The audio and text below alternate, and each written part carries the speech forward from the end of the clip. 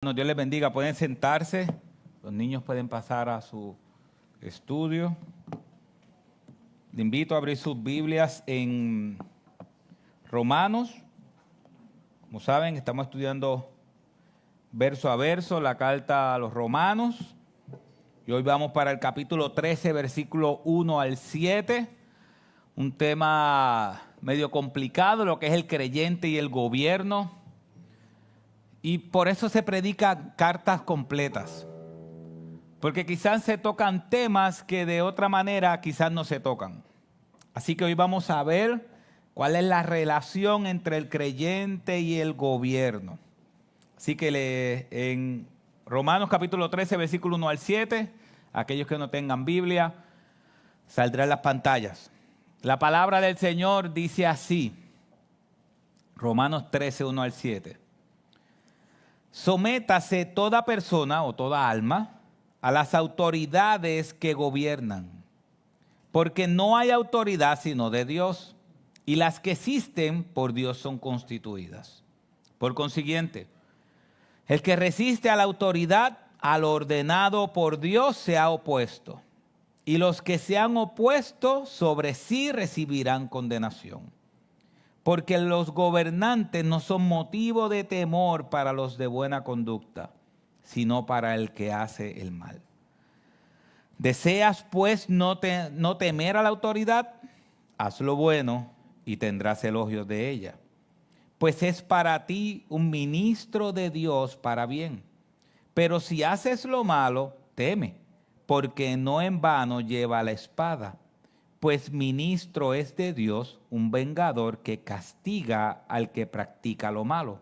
Por tanto, es necesario someterse, no solo por razón del castigo, sino también por causa de la conciencia. Pues por esto también pagáis impuestos, porque los gobernantes son servidores de Dios, dedicados precisamente a esto. Pagad a todos los que debáis. Al que impuesto, impuesto, al que tributo, tributo, al que temor, temor, y al que honor, honor. Señor, ayúdanos, Padre, a entender tu palabra y ponerla por obra. Te lo suplicamos en el nombre de Jesús. Amén y amén. Mis hermanos, pueden sentarse. Hay algo que nosotros sabemos, pero siempre tenemos que recordarnos. Y es que Dios está sentado en su trono. Es que Cristo es rey, Cristo reina, aunque las cosas a nuestro alrededor no sean o no se comporten como nosotros creamos, Cristo es rey. Y hay un mandato directo a someterse a ese reinado. Someterse a Dios, someterse a las autoridades. Así que este texto hoy nos va a hablar del sometimiento. Veremos más adelante o puedo explicarlo ahora. El sometimiento significa cuando una persona voluntariamente se pone bajo la autoridad de otra persona. La palabra sometimiento en estos tiempos es mala. Sométete, quizás le dice el esposo a la esposa. Sométete, le dicen los padres a los hijos. Y esa palabra sumisión hoy tiende a ser mala, pero no, la sumisión no es mala. Y al final, ¿saben una cosa? Nadie puede huir de la sumisión. Nadie. Miren algo que encontré mientras estaba estudiando, dice, el término traducido someterse aparece 30 veces en el Nuevo Testamento para indicar la actitud correcta de un creyente hacia los líderes de una congregación, hacia los gobernantes y hacia Dios. También se usa para indicar la actitud de esposas creyentes hacia sus maridos, la actitud de los esclavos hacia sus amos, la actitud de jóvenes hacia sus mayores, la actitud de la iglesia hacia Cristo. Y en Efesios 5:21 se usa para indicar la obligación de sumisión recíproca entre los creyentes. Así que mis hermanos, ¿quién se escapa de la sumisión? Nadie se escapa de la sumisión. Se supone que todos estemos sometidos. ¿Y qué es sometimiento? Vuelvo a explicarlo. ¿Qué es sometimiento? Sometimiento implica no que alguien es mejor que otro, sino que una persona de manera voluntaria se pone debajo de otra. Esa palabra sometimiento viene del área militar y en el tiempo bíblico viene del área militar. Y es cuando un soldado se pone bajo la dirección de uno más de alto rango o más rango que él. Así que la Biblia habla de que el creyente se somete a Dios, unos a otros, y sobre todas las cosas también la Biblia habla de al gobierno, aunque no nos guste mucho. Quiero que sepan que para mí fue una batalla este texto, tratando de entender el texto, tratando de entender qué Pablo quiere enseñarle a los romanos. Y es bien diferente el tiempo de Cristo o el tiempo de Pablo que hoy. Si nosotros nos quejamos de cuál gobernador fue el que más podemos quejarnos, imagínense, ¿de cuál de los gobernantes? No quiero mencionar partidos, pero de todos los gobernantes, hay algunos que decimos, este es el más malo de todos, o este es el más malo de todos. Ninguno de ellos se puede comparar con Calígula. Ninguno de ellos. Ninguno de ellos se puede comparar con Nerón.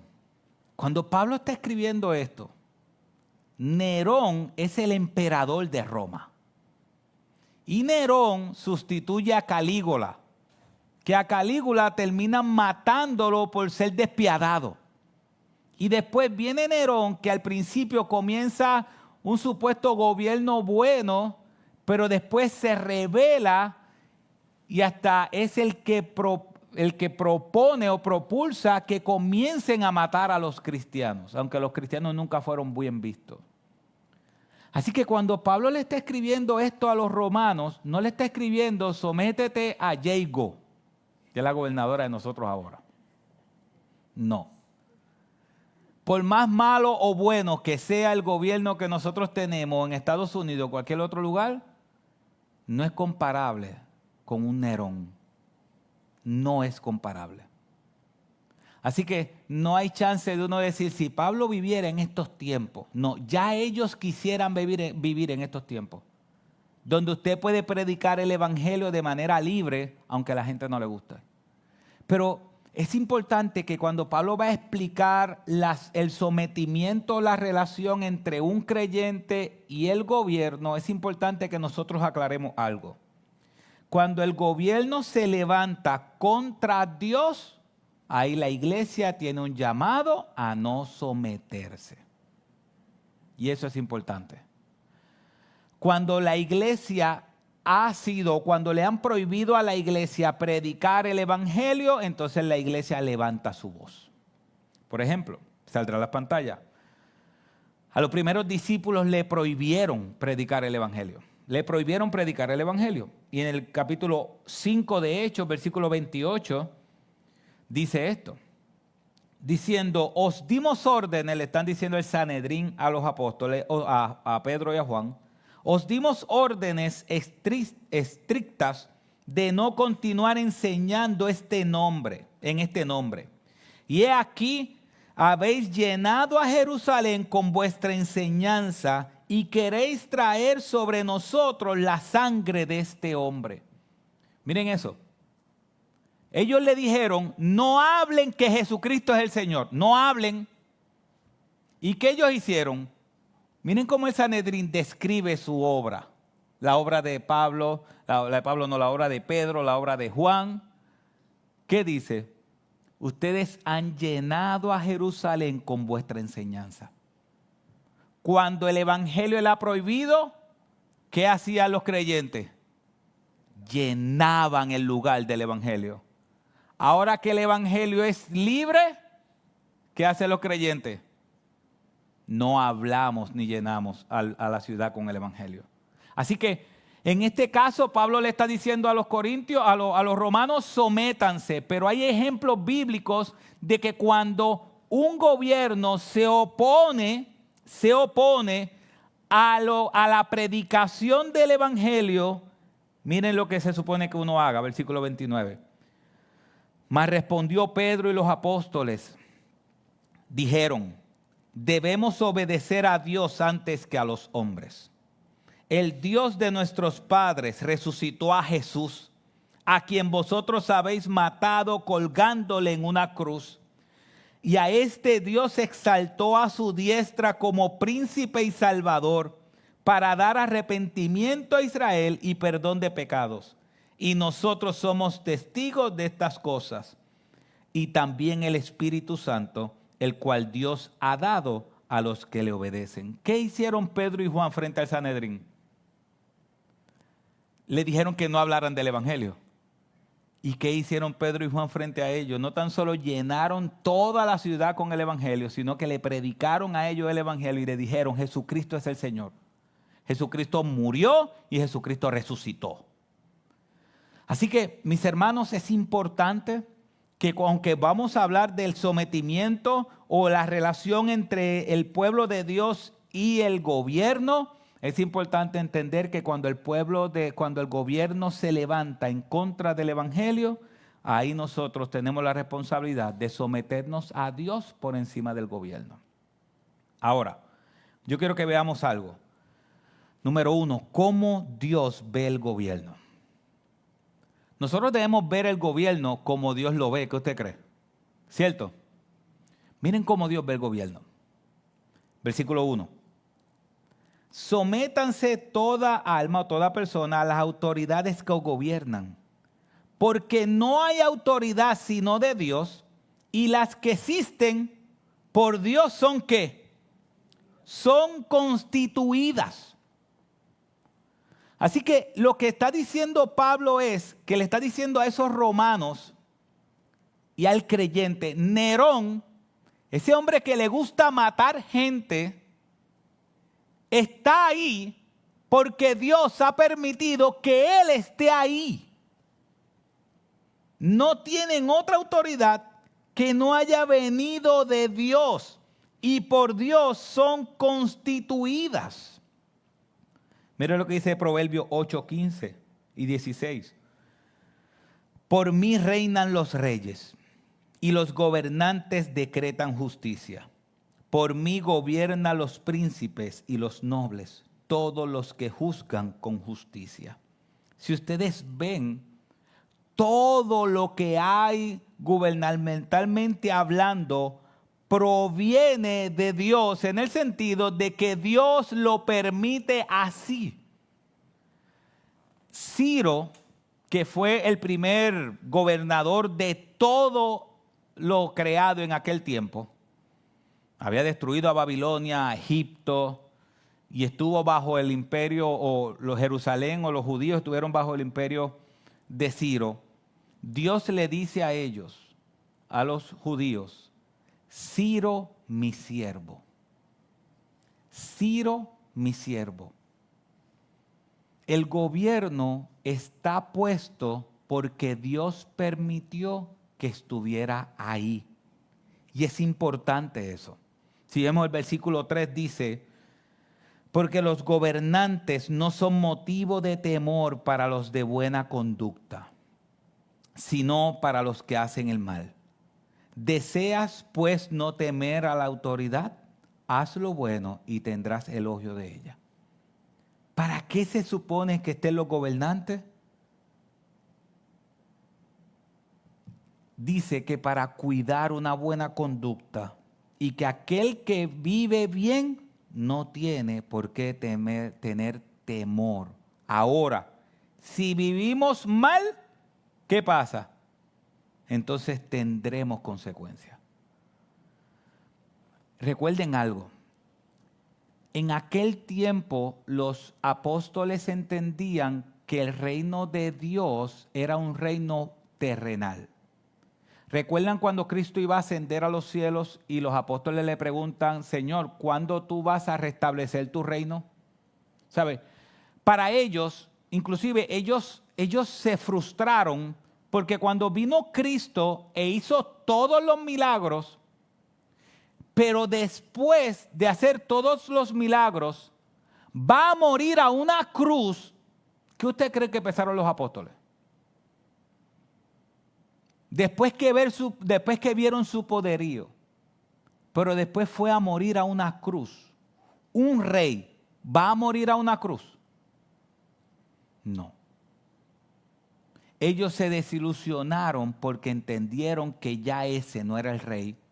Ellos pensaron que él era el rey, pero al verlo morir en una cruz, entendieron que ese no era el rey porque ellos querían un gobierno terrenal.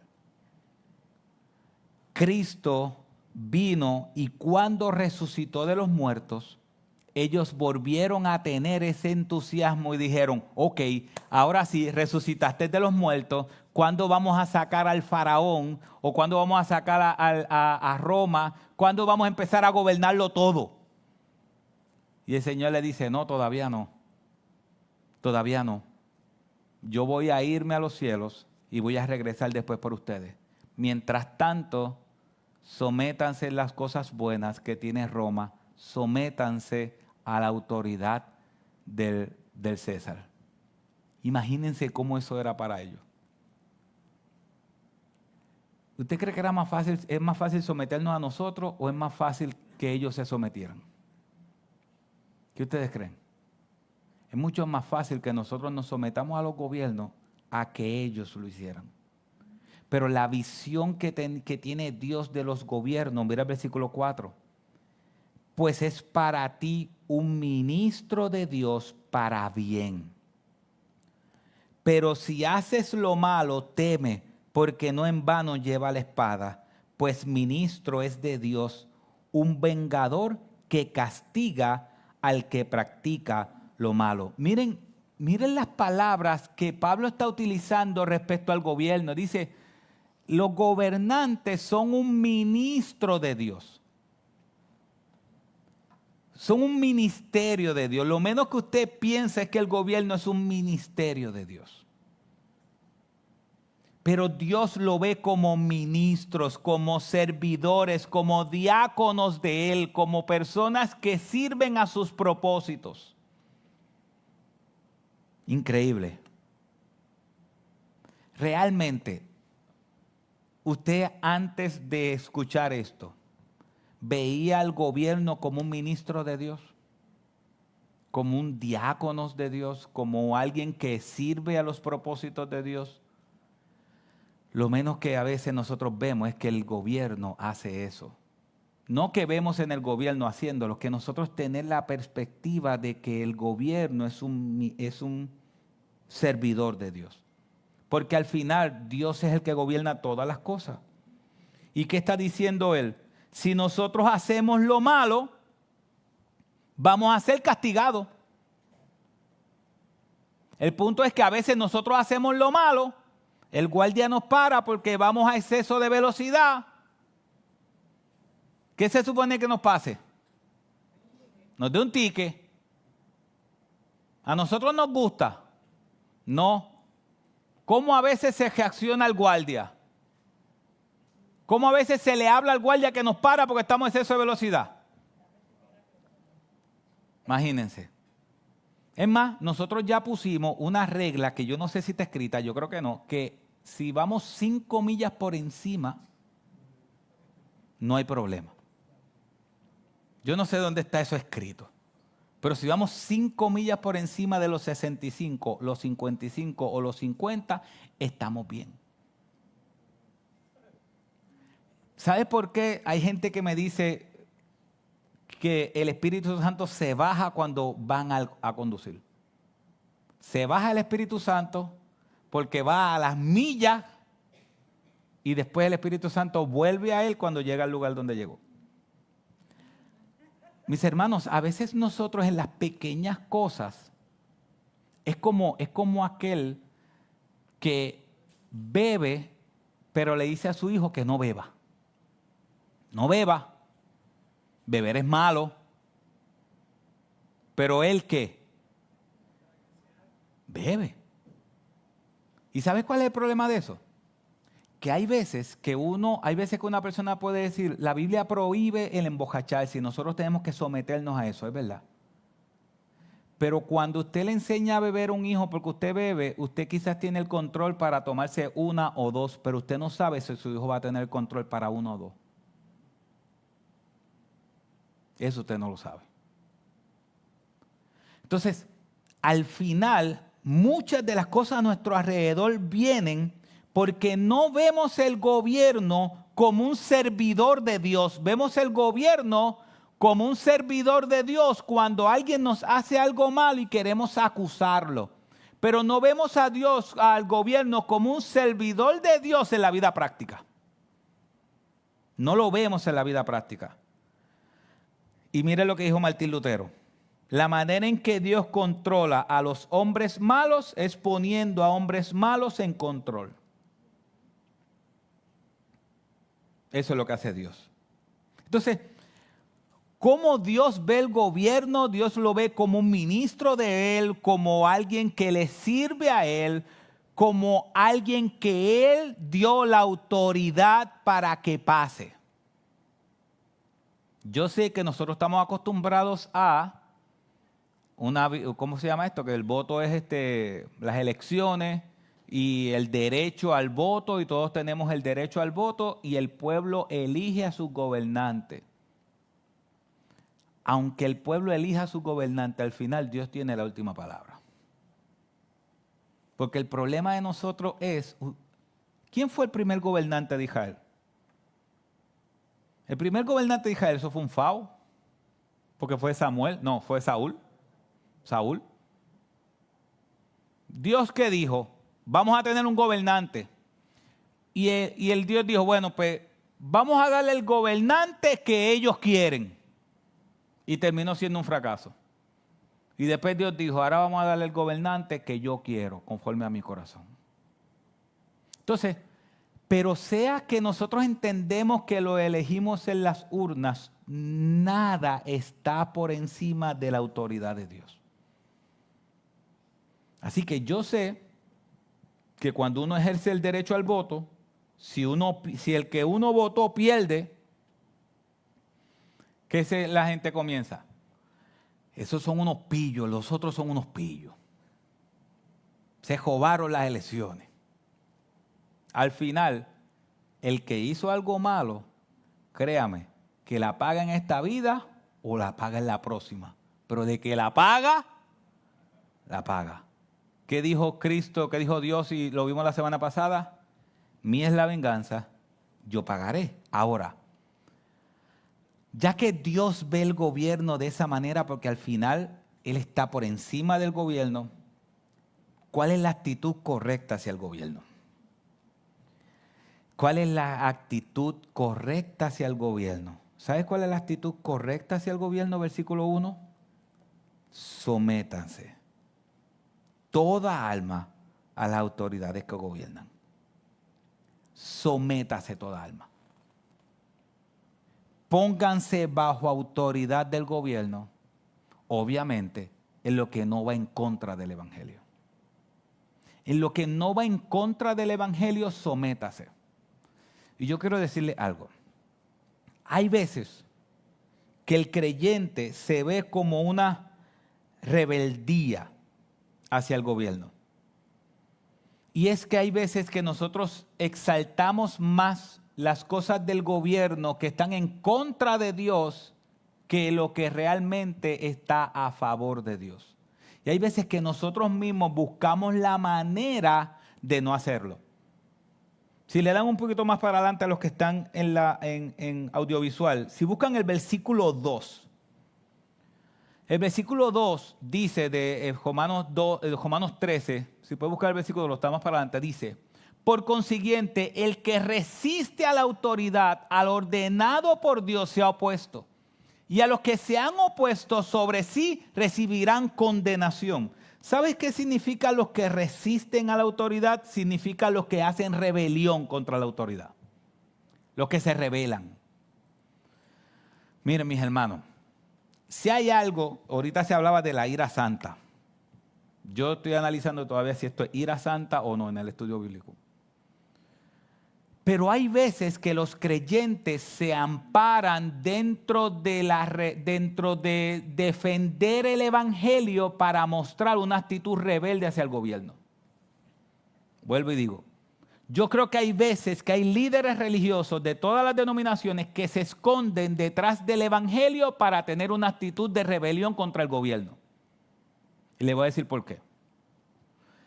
Aún de nuestra denominación Bautista del Sur, hay iglesias que llenan guaguas, buses en inglés, autobuses, y llenan a un montón de gente de sus iglesias a marchar en contra del aborto.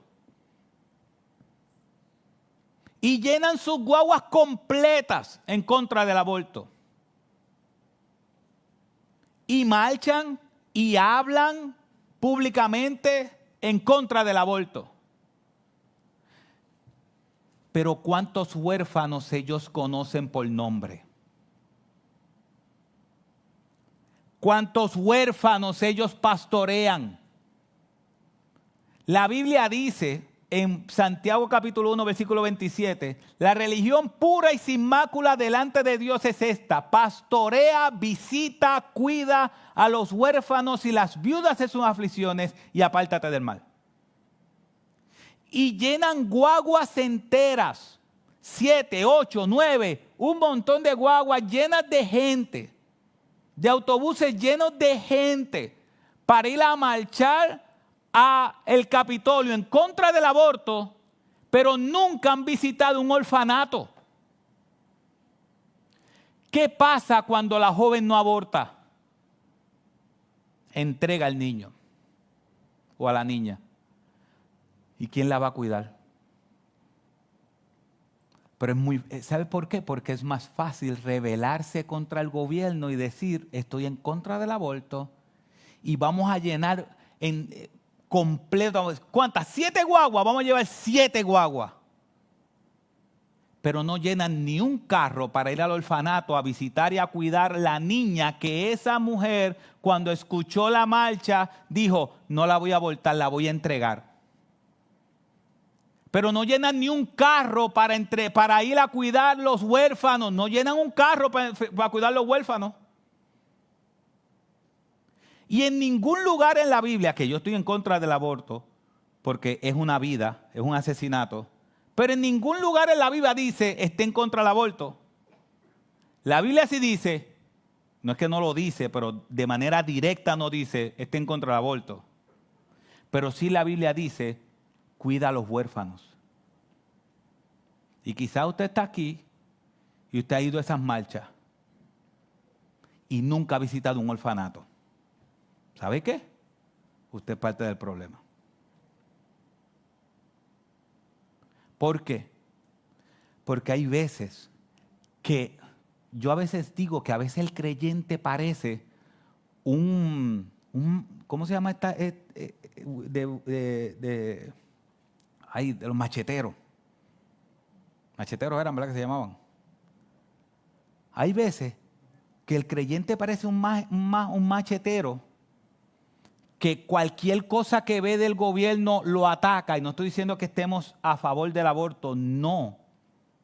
Yo no estoy diciendo que marchar es malo, no.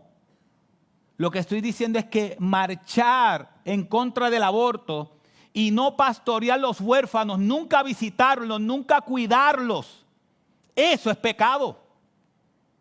Eso es pecado. Mis hermanos, hay huérfanos que usted conoce que a los 18 años los van a sacar a la calle y no tienen padre ni madre, no tienen a nadie. Entonces, si nosotros decimos estoy en contra del aborto, es decir estoy en contra del aborto no es simplemente decir estoy en contra del aborto, es que estoy en contra del aborto y estoy dispuesto a pastorear los huérfanos. Aquellos que han ido con nosotros al orfanato. Ustedes saben que hay casos de niños que ni tan siquiera tienen 10 años, 9 años y no saben escribir. Ni tan siquiera no que no saben escribir, no, todavía no tienen las destrezas motoras para tomar bien el lápiz. ¿Y qué hace el gobierno? Cada 18 meses los cambia de un hogar para otro. Y tienen un niño huérfano. Mire esto. Vamos a una marcha y decimos en contra del aborto. Viene una joven y dice, es verdad, yo no lo voy a abortar, lo voy a entregar. Yo le voy a decir lo que va a pasar con ese niño cuando lo entrega. Cuando entrega ese niño porque no hizo caso en la marcha del aborto, ese niño para ser librado de la patria potestad va a tardar como algunos 2 años, 3 años. O sea que ya por 2 o 3 años no puede adoptarlo nadie, porque no ha sido libertad de la patria potestad. Y como decía Javier Vargas, cuando la gente va a adoptar a un niño Gerber. ¿Qué significa? Cuando la gente quiere adoptar a un niño recién nacido. Pero no, por los primeros 2 o 3 años, liberarlo de la patria potestad va a ser fuerte. Después, ¿sabes qué? Hay niños recién nacidos, como nosotros conocimos uno, que rompiendo en frío porque sus papás consumían droga. Y estaba en el hogar. Gracias a Dios creo que le pusieron otro nombre, yo iba a decir el nombre, le pusieron un nombre bíblico y fue adoptado. Pero ¿sabes qué pasa con ese niño? Que cuando lo llevan a un hogar a los 4 años, mira lo que va a pasar, al que no hizo caso porque le dijimos que no abortara, lo va a llevar a un hogar y el niño de 4 años va a estar en ese hogar hasta los 5 años y medio. Y cuando esté hasta los 5 años y medio, que esas cuidadoras se convierten en sus tías y en sus familias, ¿sabes qué va a hacer el gobierno? Lo va a mover a otro hogar. Y el hogar donde lo sacaron ni tan siquiera puede saber a dónde lo movieron. Y ese niño tiene que comenzar otra vez a tener confianza y tomar confianza con los cuidadores y todo. Pero cuando llegue el año y medio, los 18 meses, ¿sabe qué va a pasar? Lo van a mover. Y lo van a mover. Hay niños que cuando lo adoptan han pasado por 11 hogares diferentes. Y cuando no los adoptan y llega a los 18 años, ¿cuántas relaciones duraderas creó ese joven?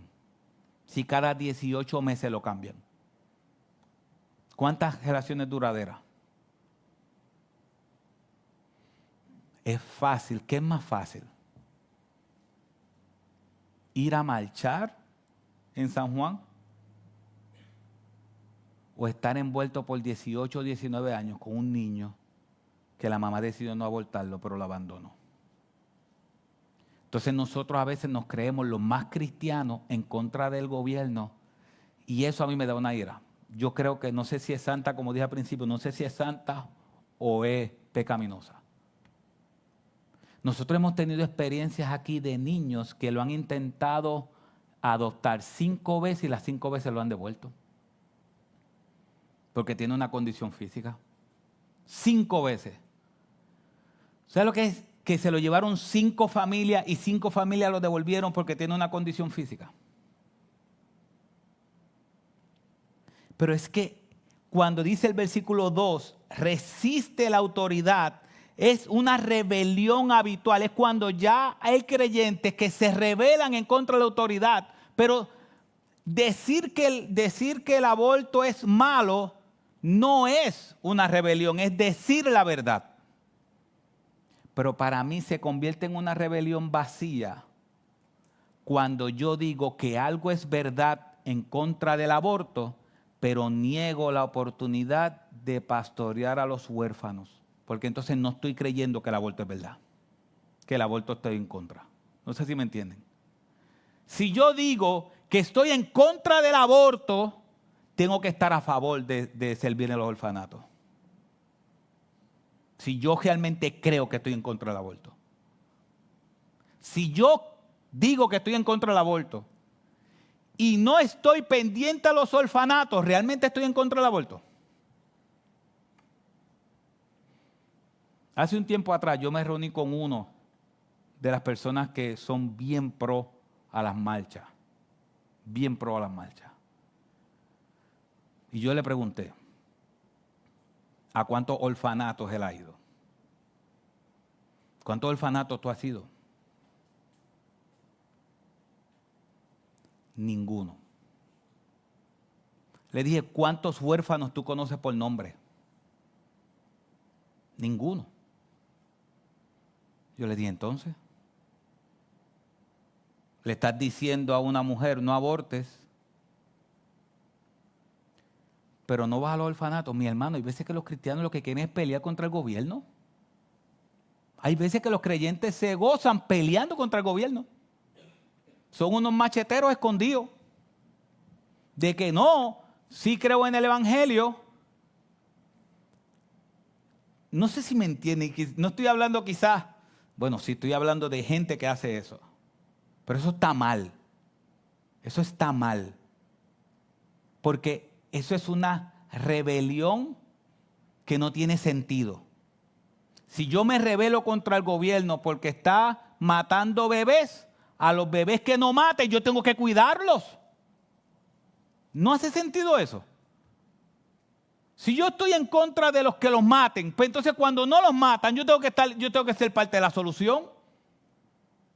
Entonces, hay veces que se resiste la autoridad y que cualquier cosa es en contra de la autoridad, pero la autoridad están puestas por Dios, pero aun cuando la autoridad se va en contra de Dios, nosotros tenemos que tener una rebelión sana y respetuosa. Juan el Bautista le cortaron la cabeza, ¿verdad? Pero Herodes le gustaba escucharlo. A Herodes le gustaba escucharlo. Porque Herodes cada momento decía, tráigame a Juan. Y dice la Biblia que hasta Herodes, parafrasea que hasta le agradaba la presencia de Juan el Bautista. Porque cuando Herodes difería del gobierno, lo hacía con respeto. Así que mis hermanos, la Biblia dice que si nosotros hacemos lo bueno, dice el versículo 3 al final, tendremos elogios de ella. Pero si hacemos lo malo, entonces debemos temer. Y dice el versículo 6 al final, pues por eso también pagáis impuestos. Impresionante que él dice, por esto también pagáis impuestos, porque los gobernantes son servidores de Dios. Ahí está. Los impuestos tenemos que pagarlos porque los gobernantes son ¿qué? Servidores de Dios. Yo he escuchado a muchas personas que no, es que Dios entiende. Hay gente que no se casa para no pagar impuestos y conviven. ¿Por qué? No porque Dios entiende.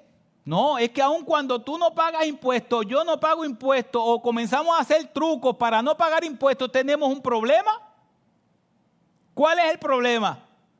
Que la razón por la cual pagamos impuestos a los gobernantes es porque ellos son servidores de Dios. Mira, yo nunca había visto eso.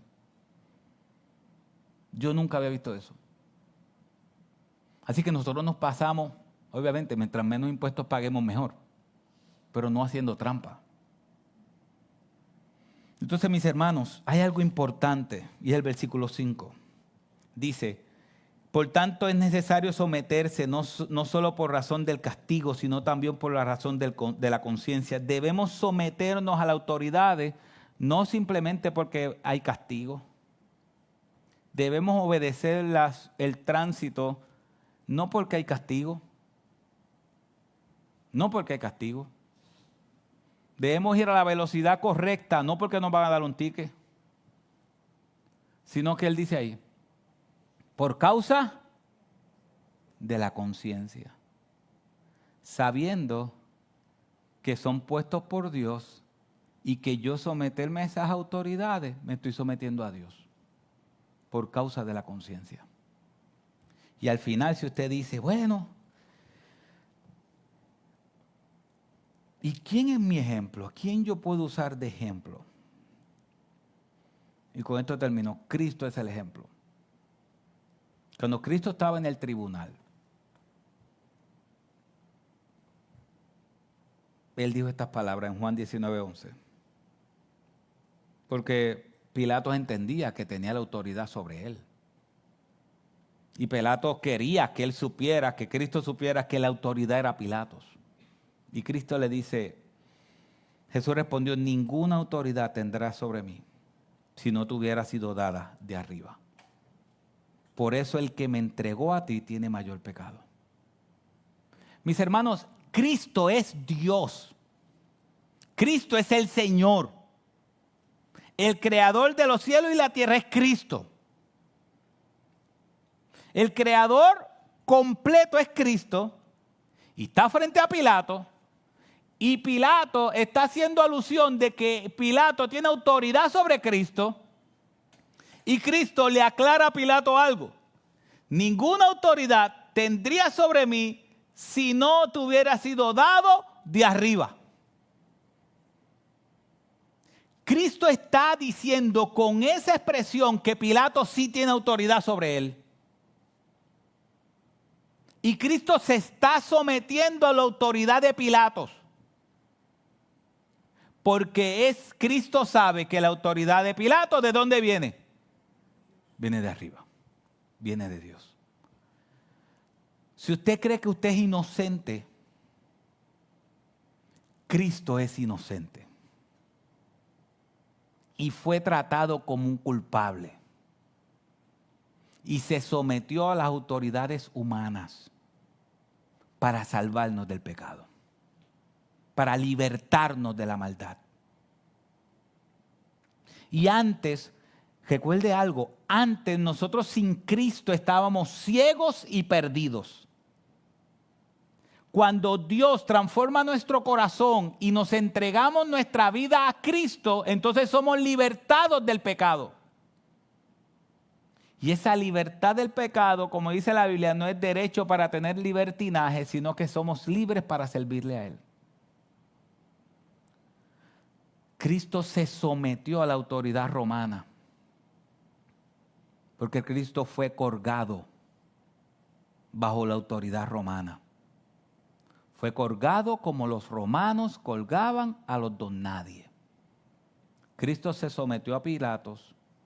Cristo se sometió a la autoridad romana. Cristo murió en una cruz acusado injustamente, siendo inocente. Se sometió a todo. Murió porque él entendía y sabía que era el plan de Dios. Pero al final resucitó al tercer día. Y ahora Él está sobre todas las cosas, siendo el Rey de Reyes y Señor de Señores. Y Él nos dice a nosotros como sus hijos, los gobernantes que ustedes tienen, los puse yo. Sométanse a ellos voluntariamente sin quejarse. Cuando ellos le digan a ustedes que hagan algo en contra de la Biblia, no lo hagan. Pero no los insulten. Usted sabe que aquí la política es un deporte. No los insulten, porque son puestos por mí. El rojo, que no le diga al azul, tú eres un pillo. El azul, que no le diga al rojo, tú eres un pillo.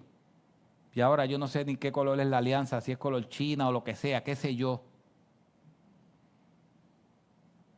Y el que pierde le dice al otro son unos pillos, y el que gana le dice a otro, y así estamos. ¿Cuántas veces nosotros le hemos faltado el respeto a gente que está en el gobierno? Aunque ellos no lo saben porque no los conocemos. El Señor dice, respétenlo, porque son puestos por mí. Cuando ellos digan algo en contra de mí, rebélense, pero con respeto. No le falten el respeto a nadie, porque ahora ustedes son mis hijos. Compórtense como mis hijos. Vivan como vivió Cristo. Eso es lo que está diciendo Dios. Así que mis hermanos, Cristo nos salvó del pecado para vivir distinto. Y parte de nuestra vida distinta debe ser nuestra relación con el gobierno. ¿Estamos en contra del aborto? Estamos en contra del aborto. Pero también estamos a favor de los huérfanos. Visitemos los huérfanos. Conozcamos sus nombres. Que su corazón se quebrante. Yo le digo una cosa, ministerialmente hablando, yo he llorado más por el ministerio de los huérfanos que cualquier cosa que haya pasado en la iglesia. Yo he estado presente cuando hay que decirle a niños que hay que moverlos para otro orfanato. Y hay niños que han intentado suicidarse. Nosotros tuvimos aquí unos niños que cuando le anunciaron que se iban, se empezaron a escapar del centro. ¿Recuerdan eso? Se empezaron a escapar del orfanato. Y la encargada del orfanato nos llamó y nos dijo, este domingo es el último. ¿Ustedes se acuerdan de ese domingo?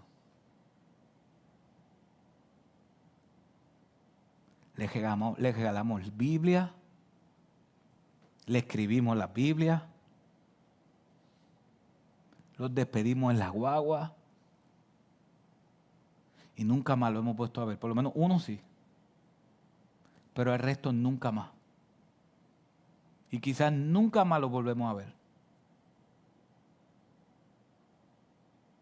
Uno ir a una marcha no tiene que dejar más lágrimas, pero trabajar con los huérfanos quebranta el corazón. Uno va a un orfanato un día y no sabe si la próxima semana cuando va a estar los mismos nenes. Entonces, no simplemente digamos, estamos en contra del gobierno. No, si el gobierno está a favor de algo que Dios condena, estamos en contra. Pero hagamos nuestra parte. Es muy fácil decir, yo estoy en contra de que las niñas entren al baño de los niños. Pero no conocemos jóvenes, nos invertimos en la vida de los jóvenes y predicamos el evangelio a los jóvenes para que esas cosas no pasen. Es más fácil levantar una voz de rebeldía que poner las manos en el arado y trabajar. Levantemos la voz cuando el gobierno esté en contra de Dios. Pero no tan solo levantemos la voz.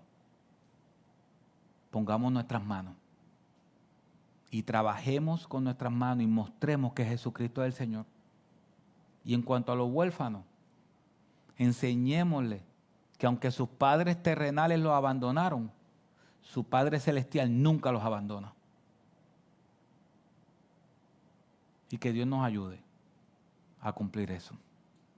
Que no se quede simplemente en una predicación, sino que pongamos manos a la obra. Porque al final, Dios es Dios y Él reina sobre todas las cosas. Oramos. Padre, te damos las gracias, Señor. Gracias por este pasaje. Por lo menos a mí, yo sé que algunos hermanos nos ayudaste y nos enseñaste a cómo ver el gobierno. Padre, gracias porque si no fuera por este texto y por tener que predicarlo, no hubiese entendido bien que el gobierno es un siervo tuyo. Lo menos que yo tenía en mi mente era que el gobierno era un siervo tuyo. Padre, ayúdanos a levantar la voz contra el gobierno cuando las cosas están mal. Pero ayúdanos a poner las manos en el arado para hacer que las cosas cambien. Señor, al final nosotros tenemos que someternos voluntariamente a tu voluntad. Padre, tu palabra dice que tú eres el Señor. Y que así como tú te sometiste a las autoridades terrenales, así también tenemos que hacerlo nosotros, pero por causa de conciencia, no por miedo. Padre, tú viniste a esta tierra, te hiciste carne, nos diste ese ejemplo de cómo es una relación sana con el gobierno, moriste en la cruz del Calvario y al tercer día resucitaste para darnos vida. Y ahora nosotros, y se predicará más adelante, ahora nosotros podemos vestirnos de Cristo y vivir. Señor, si hay alguien aquí que no te conoce, yo te pido en el nombre de Jesús que tú transformes su vida hoy. que por encima de la autoridad del gobierno, que esa persona pueda ver que hay una autoridad máxima, que es Jesucristo el Señor, que Él es el único Rey de reyes y Señor de señores, que no hay nadie más grande que Él, y que Él merece toda la adoración, toda la obediencia y toda nuestra vida. Yo te pido en el nombre de Jesús, Señor, que tú quites las escamas de los ojos, que tú transformes el corazón de piedra a un corazón de carne, y que hoy sea el día donde personas que no te conozcan puedan ver la hermosura de la salvación, puedan ver que están perdidos y que solamente tú los puedes salvar, y que hoy se arrepientan de sus pecados y confiesen que Jesucristo es el Señor para la gloria de Dios Padre. Cambia sus corazones, Señor. Esa obra solamente la puedes hacer tú. Y ayúdanos a nosotros a no tan solo levantar la voz cuando algo está mal. Ayúdanos a ser instrumentos de cambio. Te lo suplicamos en el nombre de Jesús. Amén.